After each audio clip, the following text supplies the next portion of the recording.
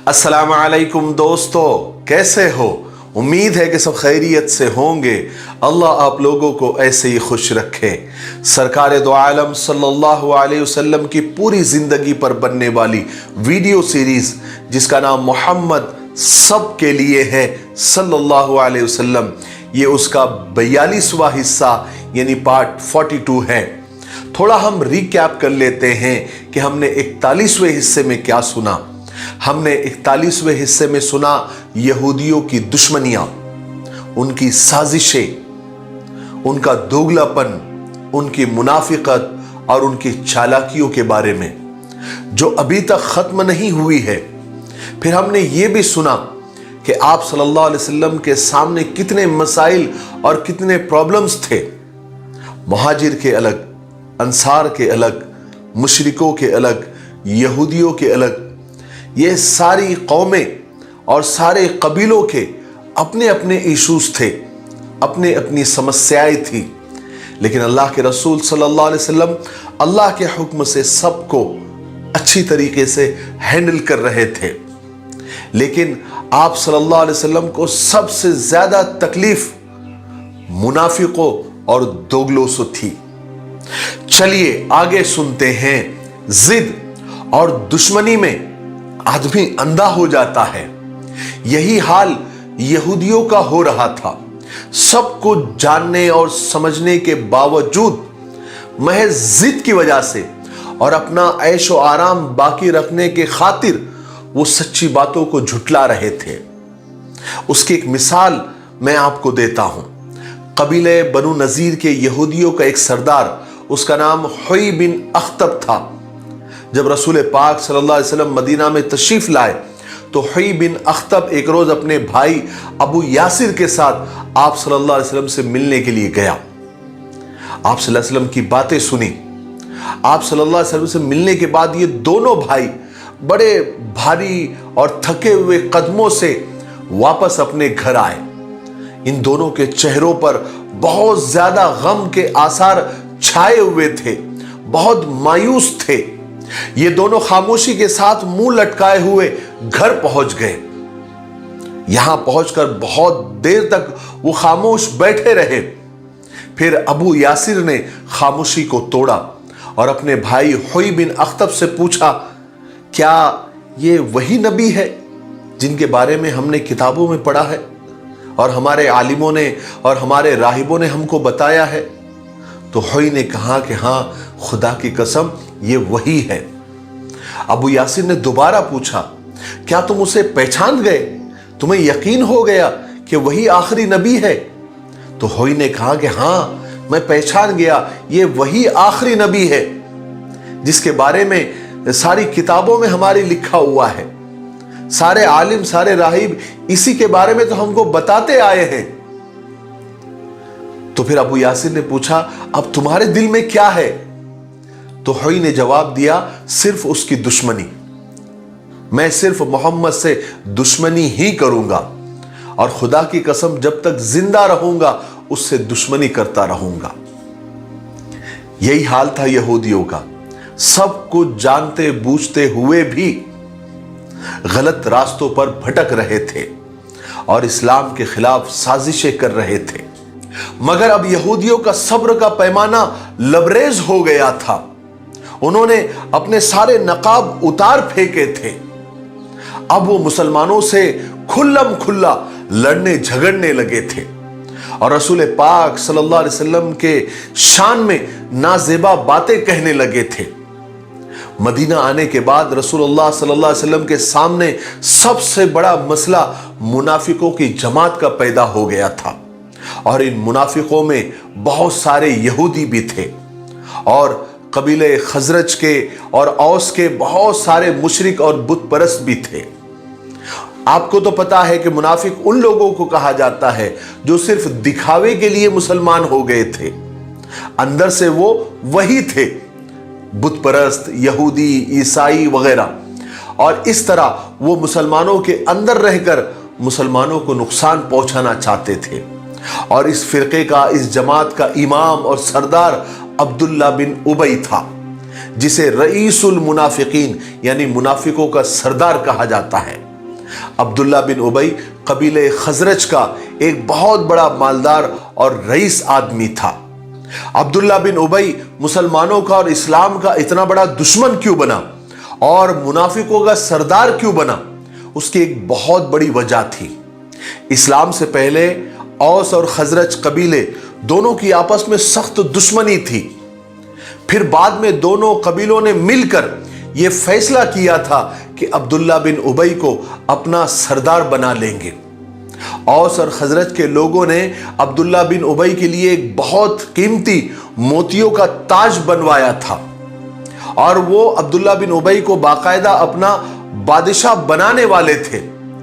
ابھی عبداللہ بن ابی کے بادشاہ بننے کا خواب پورا بھی نہیں ہوا تھا کہ قبیلے اوس اور خزرج کے لوگوں کی مکہ میں رسول پاک صلی اللہ علیہ وسلم سے ملاقات ہو گئی اور وہ مسلمان ہو گئے۔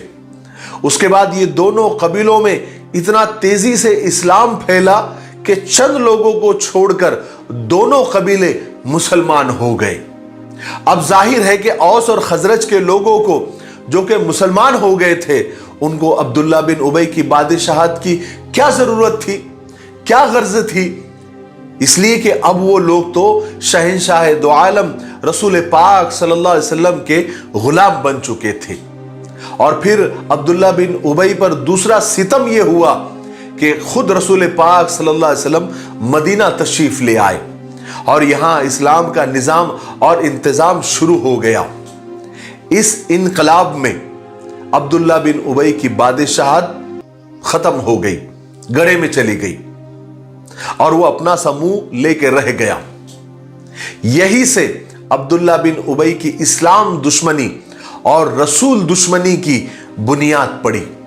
حالانکہ وہ بدنصیب یعنی عبداللہ بن ابی بجائے اس کے کہ رسول پاک صلی اللہ علیہ وسلم کی غلامی قبول کر کے دونوں جہاں کی عزت پاتا، وہ سمجھنے لگا کہ میری عزت اور بادشاہت میں محمد ہی نے رکاوٹ ڈالی ہے صلی اللہ علیہ وسلم۔ اس کا یہ خیال تھا کہ اگر اسلام یہاں نہ آتا تو مدینہ کی بادشاہت، یہاں کی حکومت، یہاں کی دولت میرے ہاتھ لگتی۔ اسی خیال نے عبداللہ بن ابی کو رسول خدا اور اسلام کا دشمن بنا دیا، مگر اس کے ساتھ وہ بے بس بھی تھا، اس لیے کہ جن لوگوں نے اسے بڑا بنایا تھا وہ لوگ اب بہت تھوڑے رہ گئے تھے۔ وہ جانتا تھا کہ اگر وہ کھل کے رسول پاک صلی اللہ علیہ وسلم سے دشمنی رکھے گا، ایک تو یہ لوگ جو میرا ساتھ دینے والے ہیں یہ بہت تھوڑے ہیں، میرا ساتھ نہیں دیں گے، دوسری یہ کہ اس صورت میں جو اسی کے قوم کے لوگ جو اب مسلمان ہو چکے ہیں اس کا تیا پنجا کر دیں گے۔ انہی باتوں کی وجہ سے عبداللہ بن ابی کھل کے سامنے نہیں آ سکتا تھا۔ اب دوسری صورت تو یہی ہو سکتی تھی کہ وہ اندر ہی اندر رسول پاک صلی اللہ علیہ وسلم کے ساتھ اور مسلمانوں کے ساتھ دشمنی کرے تاکہ اس کا مقصد بھی پورا ہوتا رہے اور اس کی گردن بھی نہ پھنسے۔ اس لیے اس نے یہ تدبیر کی کہ وہ ظاہر میں مسلمان ہو جائے اور دل سے رسول اللہ صلی اللہ علیہ وسلم کا اور مسلمانوں کا دشمن رہے۔ اس طرح وہ ہر وقت رسول پاک صلی اللہ علیہ وسلم کے ساتھ بھی رہ سکے گا اور مسلمانوں کے ساتھ مل جل بھی سکے گا۔ نتیجہ یہ ہوگا کہ وہ الٹے سیدھے سوالوں سے آپ صلی اللہ علیہ وسلم کو پریشان بھی کرتا رہے گا اور عام مسلمانوں کو اسلام کے خلاف اور رسول پاک صلی اللہ علیہ وسلم کے خلاف بھڑکانے کی کوشش بھی کرتا رہے گا۔ یہی سوچ کر، یہی خیال کر کے عبداللہ بن ابی ایک دن رسول پاک صلی اللہ علیہ وسلم کی خدمت میں حاضر ہو کر اس نے ایمان قبول کیا اور مسلمان ہو گیا، مگر دل سے نہیں، صرف دکھاوے کے لیے، ظاہر میں۔ اس کے بعد اوس اور خزرج کے کچھ لوگ جو ابھی تک ایمان نہیں لائے تھے وہ بھی منافقوں کی ٹولی میں شامل ہو گئے۔ یہ خبر یہودیوں کے کچھ لوگوں کو ملی تو وہ بھی ان کی اچھی خاصی تعداد منافقوں کے اس ٹولی میں، اس گروہ میں شامل ہو گئی، کیونکہ وہ تو پہلے سے ہی رسول پاک صلی اللہ علیہ وسلم اور مسلمانوں کے خلاف ادھار کھائے ہوئے بیٹھے تھے۔ منافقوں کی ایک اچھی خاصی تعداد مدینے میں پیدا ہو گئی جو اپنی حرکتوں سے، اپنے سوالوں سے اور اپنے کام سے رسول پاک صلی اللہ علیہ وسلم کو اور مسلمانوں کو تنگ کرتی رہتی تھی۔ اور ہمیشہ یہ لوگ اس کوشش میں لگے رہتے تھے کہ رسول پاک صلی اللہ علیہ وسلم کے بارے میں غلط سلط افواہیں پھیلائیں، تاکہ مسلمانوں کے دل میں شک اور شبہ اور ڈاؤٹ پیدا ہو سکے اور وہ اسلام سے منہ موڑ لے۔ رسول پاک صلی اللہ علیہ وسلم پر جب بھی اللہ تبارک و تعالیٰ کی طرف سے کوئی وحی نازل ہوتی اور آپ صلی اللہ علیہ وسلم وہ مسلمانوں کو سناتے تو یہ منافقوں کی ٹولی، یہ دوگلوں کی جماعت وہیں پر موجود ہوتی۔ چنانچہ ایسے وقت میں یہ منافق اور یہ دوگلے آپ سے بحث و مباحثہ کرتے اور طرح طرح کے بیہودہ سوالات کر کے آپ کو پریشان کرتے۔ چونکہ منافق ہر وقت مسجد نبوی میں ہی رہتے تھے، مسلمانوں کی طرح ہی نماز پڑھتے تھے، اس لیے شروع میں وہ پہچانے نہیں جا سکے، لیکن بعد میں اللہ تبارک و تعالیٰ نے وحی کے ذریعے آپ صلی اللہ علیہ وسلم کو یہ بتلا دیا کہ مسلمانوں میں اور ایمان والوں میں کچھ منافق اور کچھ دوگلے بھی آ ملے ہیں، جو ایمان والے نہیں ہیں، جو مسلمان نہیں ہیں، بلکہ مسلمانوں کے دشمن ہیں۔ ایک مرتبہ کا واقعہ ہے کہ رسول پاک صلی اللہ علیہ وسلم کی اونٹنی گم ہو گئی۔ آپ صلی اللہ علیہ وسلم نے اور صحابہ نے اس کو تلاش کرنا شروع کیا، ڈھونڈنا شروع کیا، اور یہ بات پورے مدینہ میں پھیل گئی کہ رسول پاک صلی اللہ علیہ وسلم کی اونٹنی گم ہو گئی ہے اور سب مل کر اس کو تلاش کر رہے ہیں۔ تو ایک منافق زید بن نصیب، ایک دوگلا، جب اس کو اس بات کی خبر ہوئی کہ رسول پاک صلی اللہ علیہ وسلم کی اونٹنی نہیں مل رہی ہے اور سب لوگ اس کو تلاش کر رہے ہیں، تو اس کو تو مدعا مل گیا۔ اس نے ایمان والوں کے دل میں شک پیدا کرنے کے لیے، ڈاؤٹ پیدا کرنے کے لیے اسی بات کو مدعا بنانا چاہا۔ اس نے لوگوں میں یہ کہنا شروع کر دیا کہ دیکھو بھائی، کہاں تو محمد یہ دعویٰ کرتے ہیں کہ میرے پاس آسمان سے خبریں آتی ہیں، مگر انہیں یہ تک معلوم نہیں کہ ان کی اونٹنی کہاں ہے۔ اللہ تبارک و تعالیٰ نے زید بن نصیب کی اس بات پر رسول پاک صلی اللہ علیہ وسلم کو وحی کے ذریعے بتایا اور یہ خبر دی کہ اونٹنی فلاں جگہ پر ہے۔ جب رسول پاک صلی اللہ علیہ وسلم کو وحی کے ذریعے یہ خبر معلوم ہوئی تو آپ صلی اللہ علیہ وسلم نے صحابہ سے فرمایا کہ خدا کی قسم میں تو اتنا ہی جانتا ہوں جتنا اللہ تبارک و تعالیٰ نے مجھے بتلایا ہے، اور اسی نے مجھے بتلایا ہے کہ میری اونٹنی فلاں جگہ پر ہے اور اس کی مہار، اس کی رسی ایک درخت میں اٹک گئی ہے، جس کی وجہ سے وہ وہیں پر رکی ہوئی ہے۔ یہ سنتے ہی صحابہ اکرام فوراً اس گھاٹی میں پہنچے جہاں رسول پاک صلی اللہ علیہ وسلم نے بتایا تھا، تو دیکھا سچ میں وہ اونٹنی ایک درخت کے پاس کھڑی ہوئی تھی، رکی ہوئی تھی، اور اس کی مہار، اس کی رسی درخت کے ایک شاخ میں پھنسی ہوئی تھی۔ تو صحابہ نے وہ اونٹنی لے کر آپ صلی اللہ علیہ وسلم کی خدمت میں پیش کر دی۔ اسی طرح منافق اور یہودی مدینے میں مسلمانوں کو اور رسول پاک صلی اللہ علیہ وسلم کو پریشان کرنے میں ہر وقت لگے رہتے تھے، اوٹ پٹانگ سوال کرتے تھے، بیہودہ سوال کیا کرتے تھے، کبھی کبھی آپ صلی اللہ علیہ وسلم سخت ناراض ہو جاتے تھے۔ ایسے ہی ایک مرتبہ کچھ یہودی رسول پاک صلی اللہ علیہ وسلم کو پریشان کرنے کی غرض سے کچھ بیہودہ سوال لے کر آپ صلی اللہ علیہ وسلم کی خدمت میں حاضر ہوئے اور کہنے لگے کہ محمد ایک بات تو بتاؤ، اللہ نے تمام مخلوق کو پیدا کیا، تم کو اور ہم کو پیدا کیا، مگر ایک بات تو بتاؤ محمد، اللہ کو کس نے پیدا کیا؟ نعوذ باللہ من ذالک۔ آپ صلی اللہ علیہ وسلم کو سخت غصہ آیا، اتنا غصہ آیا کہ آپ کے چہرے کا رنگ بدل گیا، مگر اسی وقت اللہ تبارک و تعالیٰ کی طرف سے آپ پر وحی نازل ہوئی اور سورہ اخلاص نازل ہوا۔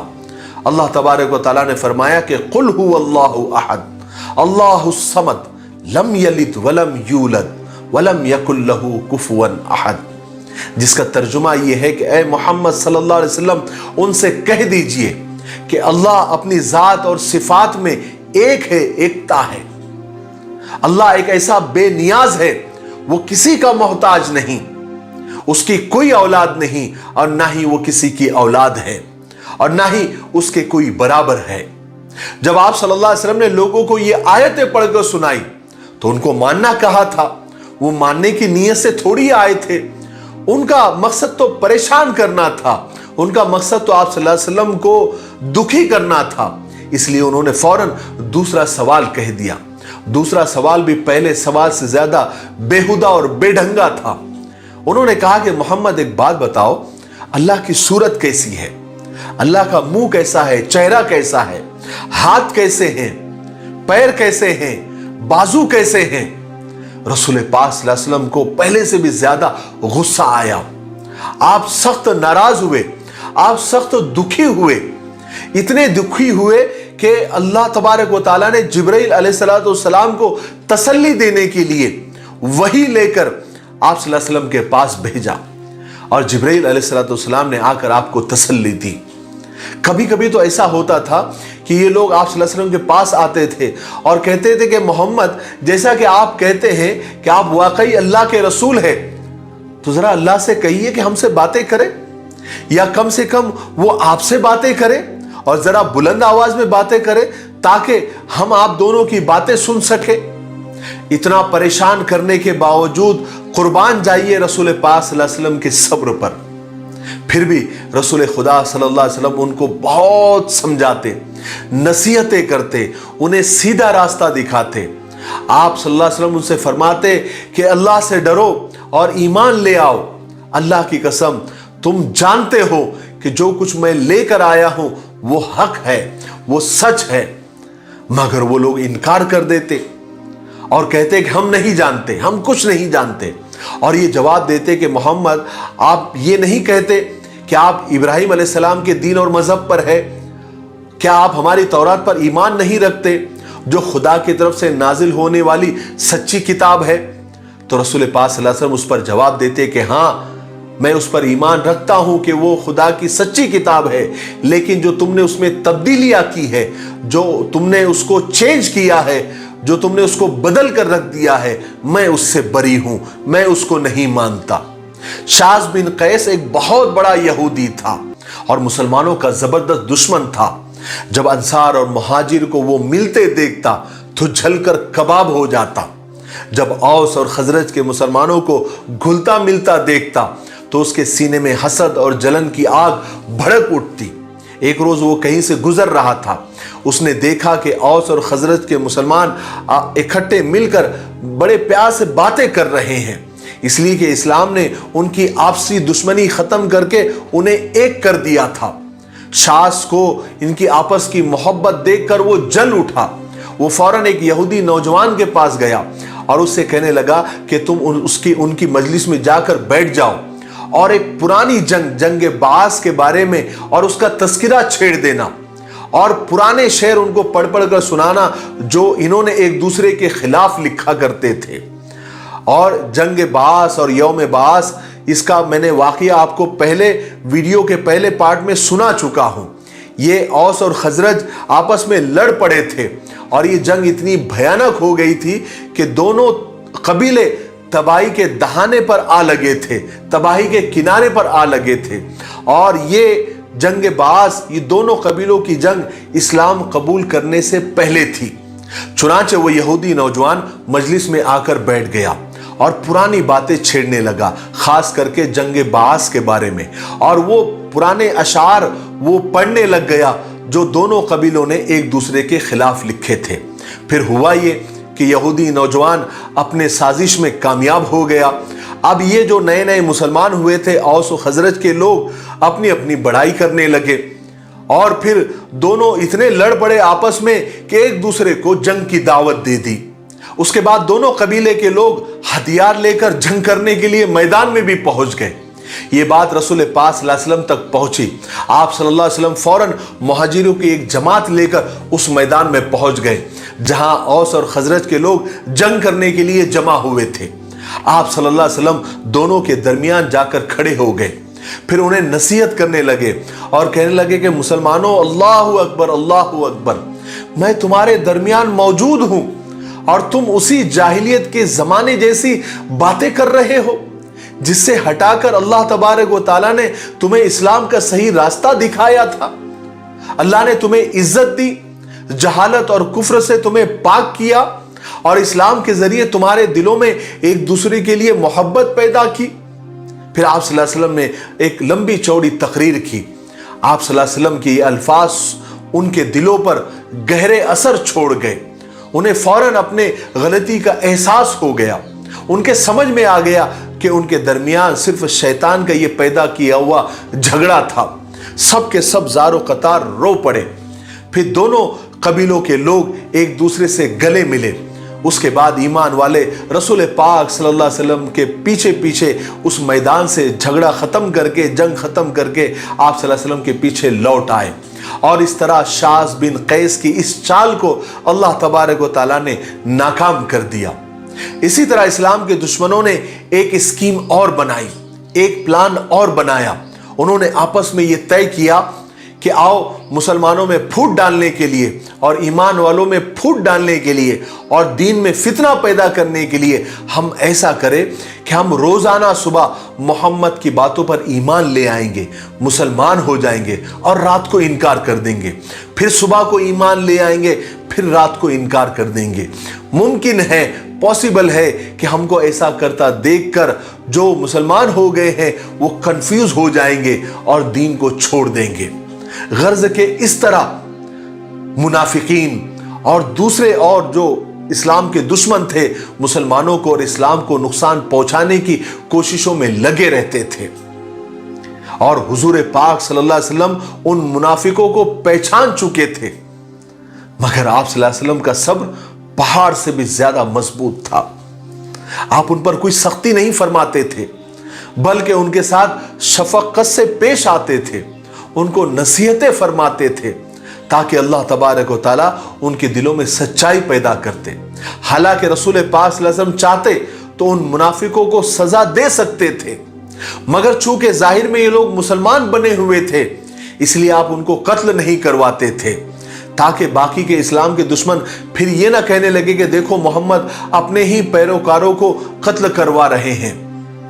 अगर किसी मुनाफिक को आप इस्लाम के खिलाफ बोलते हुए देख लेते, सुन लेते, तो आप कभी कभी सजा भी दे देते थे।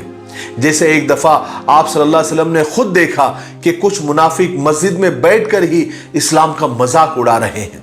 आप सल्लल्लाहु अलैहि वसल्लम ने उसी वक्त अंसारी साहबा को हुक्म दिया कि उन मुनाफिकों को मस्जिद से बाहर निकालो।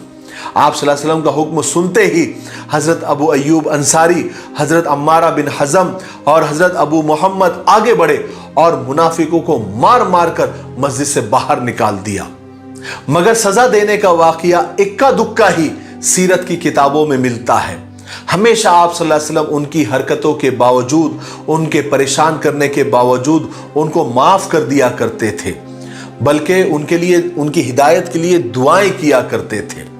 ठीक है, आज के लिए इतना काफी है, इसलिए अब हम यहीं पर रुकते हैं क्योंकि वीडियो ज्यादा लंबा हो रहा है। आने वाले 43वें हिस्से में यानी पार्ट 43 में हम आगे के वाकयात सुनेंगे कि किस तरह इस्लाम का चर्चा पूरी दुनिया में फैलने लगा और दूसरे मुल्कों के वफ्द और वहां की जमातें आप सल्लल्लाहु अलैहि वसल्लम से आकर मिलने लगी। नजरान के ईसाइयों की एक बहुत बड़ी जमात आप सल्लल्लाहु अलैहि वसल्लम से मिलने के लिए आई। वो एक बहुत ज़बरदस्त वाक़या है जो कल आपको सुनने को मिलेगा। तब तक आप थोड़ा इंतज़ार करें और इस सीरीज़ के वीडियोस को ज़्यादा से ज़्यादा लाइक करें, ज़्यादा से ज़्यादा शेयर करें और ज़्यादा से ज़्यादा आप कमेंट करें। मैं आपके कमेंट पढ़ रहा हूँ। कल के कमेंट्स पढ़कर मुझे इंतहाई खुशी हुई। बहुत सारे लोग, हजारों लोगों ने ये कहा कि हमने 1 से लेकर 41 पार्ट तक सब देखा है और हम अपने फैमिली के साथ देखते हैं। कुछ लोगों ने कमेंट किया कि हम तो 50-50 और 100-100 शेयर करते हैं। तो मुझे इंतहाई खुशी हुई। आप मेरे रिप्लाई का इंतजार न करें, लेकिन शायद ही कोई कमेंट ऐसा होगा जो मैं नहीं पढ़ता हूँगा। आपके चाहे 1 लाइन का कमेंट हो या 4 लाइन का कमेंट हो या 10 लाइन का कमेंट हो, मैं सारे कमेंट्स पढ़ता हूँ। मैं सिर्फ रिप्लाई इसलिए नहीं देता हूँ कि मेरे दिल में ऐसी बात है कि अगर मैं किसी को रिप्लाई दे दूँ और बाकी को न दूँ तो एक तरह से नाइंसाफ़ी होगी, इसलिए मैं रिप्लाई नहीं देता। मैं रिप्लाई देने में थोड़ा कमज़ोर हूँ। हो सकता है कि मैं गलत हूँ, लेकिन अब मेरी आदत ऐसी मुझे पड़ गई है कि कमेंट्स करने में मेरे दिल में ये ख्याल आता है कि दूसरों के साथ नाइंसाफ़ी होंगी, लेकिन मैं आपके सारे कमेंट्स पढ़ता हूँ। इसलिए आपको जो भी मुझ तक मैसेज पहुँचाना है वो आप कमेंट के ज़रिए पहुँचा सकते हैं। दूसरी बात, क्विज कंपटीशन यानी सीरत का सवाल और जवाब का इनामी मुकाबला बहुत जल्द आने वाला है। आपको तो पता है, जैसे ही 50 पार्ट्स कंप्लीट हो जाएंगे आपको क्विज कंपटीशन का एक मुकम्मल वीडियो उसके रूल्स रेगुलेशन के साथ और सवालों के साथ लेकर हम हाजिर होंगे। हमने सारी तैयारियां कर ली हैं, बस हम और आप दोनों मिलकर 50 पार्ट्स कंप्लीट होने का इंतज़ार कर रहे हैं। बहुत आसान होगा लेकिन बहुत इंफॉर्मेटिव, बहुत मालूमाती होगा। यानी आपको पता है, मैं तकरीबन मेरे मुताले के अंदर सीरत की 10 बड़ी बड़ी मुस्तनद और मुदल्लल किताबें हैं। अगर आप वो 50 सवालों के जवाब दे देते हैं, मतलब आपने वो 50 किताबें एक तरह से आपने खंगाल ली, आपने पढ़ ली। इसलिए इस क्विज कंपटीशन में सारे के सारे हिस्से ले, यानी आपके बच्चे भी हिस्सा ले सकते हैं, घर की माँ बहनें भी हिस्सा ले सकती है, और दूसरे मजहब के, दूसरे धर्म के लोग भी अगर इसमें आना चाहे तो आप उनको भी उभार सकते हैं कि वो भी इसमें हिस्सा ले। बस उन्हें यह है कि इन पार्ट्स को अच्छे से और गौर से सुनना होगा। ठीक है, तो आप इस कंपटीशन को जानदार और शानदार बनाने के लिए इसको सपोर्ट भी करें ताकि इसके इनामात और प्राइस ज़्यादा से ज़्यादा हो, ताकि ज़्यादा से ज़्यादा लोग इसमें जुड़े और आप सल्लल्लाहु अलैहि वसल्लम की ज़िंदगी को देखें, पढ़े, सुने। ठीक है, और मुझे अल्लाह तबारक व तआला से पूरी उम्मीद है और आपकी मोहब्बत पर पूरा भरोसा है कि आप ये ज़रूर करेंगे और आप कर भी रहे हैं। अल्लाह तबारक व तआला आपको खुश रखे। मेरे लिए, पूरी उम्मत के लिए और पूरी इंसानियत के लिए खैर और भलाई की दुआ करते रहें। अस्सलामु अलैकुम व रहमतुल्लाहि व बरकातुहू।